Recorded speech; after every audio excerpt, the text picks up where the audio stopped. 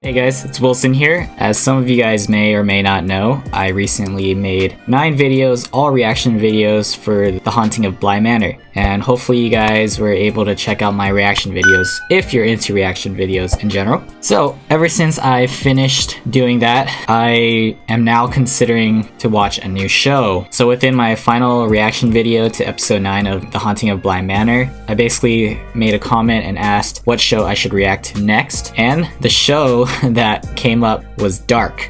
So Dark is a German show which was released in 2017 and it has to do with like a huge mystery. And not gonna lie, when it first released, I did actually watch the show. I watched season 1 and all I could say is that it was super confusing. And ever since I finished season 1, I actually haven't even gotten to season 2 and 3. So the fact that someone recommended it just made me think, maybe I should actually try to look into season 2 and 3. But since I watched that show like 3 years ago, it's kind of difficult to remember everything that happened.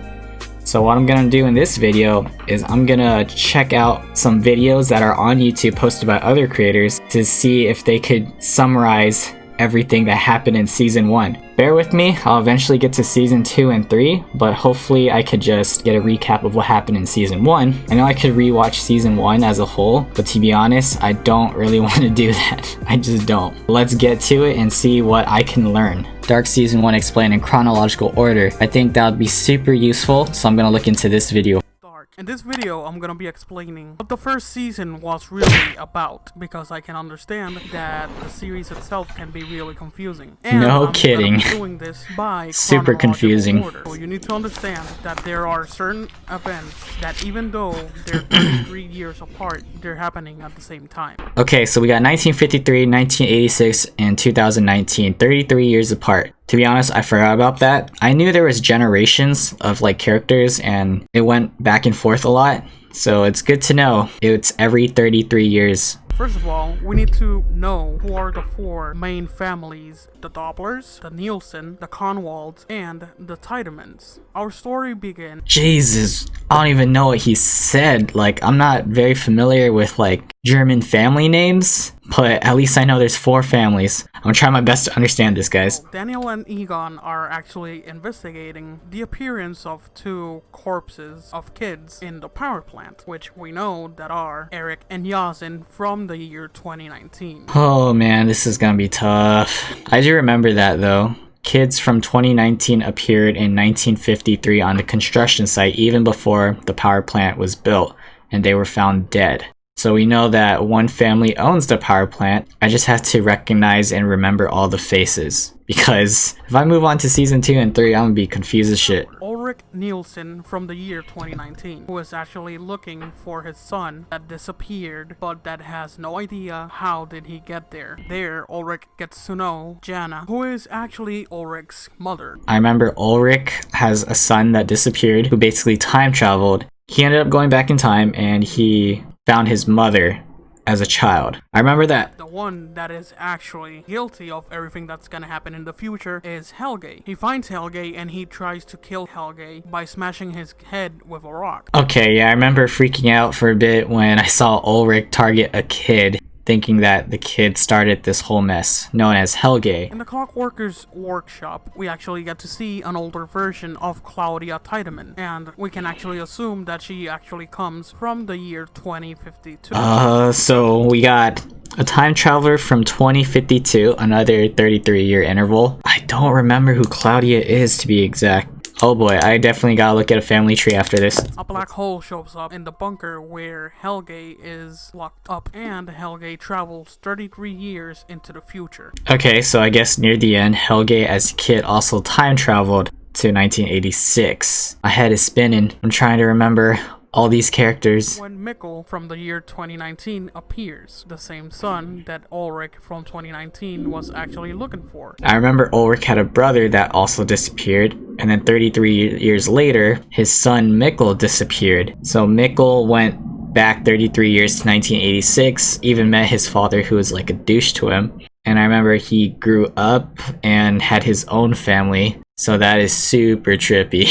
We also get to see Bernd Doppler that has aged. He gives his position to Claudia Tiedemann and warns her about an accident that happened in the caves with radioactive waste. I kind of remember Claudia becoming like the new owner of the plant, or she became the person to run it. One day, Hannah sees them getting intimate, and she decides to make up that what she saw was actually an act of rape, which results in Ulrich getting arrested but being freed later on. Okay, so I remember Ulrich basically got with his now up-to-date wife, and Hannah was the person that he had an affair with in the future. The future version of him stops him and explains that he can't separate his father from this time. He went back in time to try to get Mikkel to go back to the future with him, but then his future self, I'm assuming from 2052, came back to 1986 with him and tried to stop him because he basically said, you can't do this. It's gonna disrupt time or something. Who we all know as Alexander, whose actual name is Boris. But for now, we don't know anything about his double personality. I don't remember this guy. Alexander, aka Boris. 1986 Helge is actually working with Noah to get the children, whose purpose is to work as an experiment of a prototype of the time machine.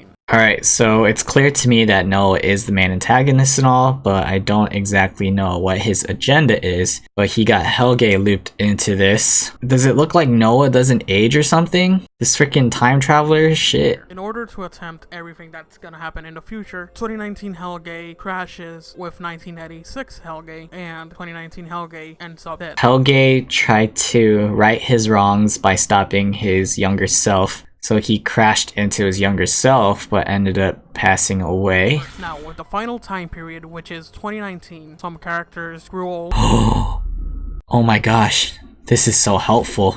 This family chart is gonna help a lot. Peter and Charlotte, I think Charlotte's like the police, part of the police from what I remember. Egon was the police officer back in 1953, it seems. There's Claudia, there's Ulrich and Katerina. I remember the 3 kids. Oh, it makes sense now. So Claudia ran the company under Bernd because Bernd didn't pass the company down to his own son, Helge. Or Mikkel's suicide. After a few months, Jonas gets back to school, where he finds out about Eric Obendorf's disappearance. Okay, yeah, I guess that was in the start of the show when this boy named Eric disappeared.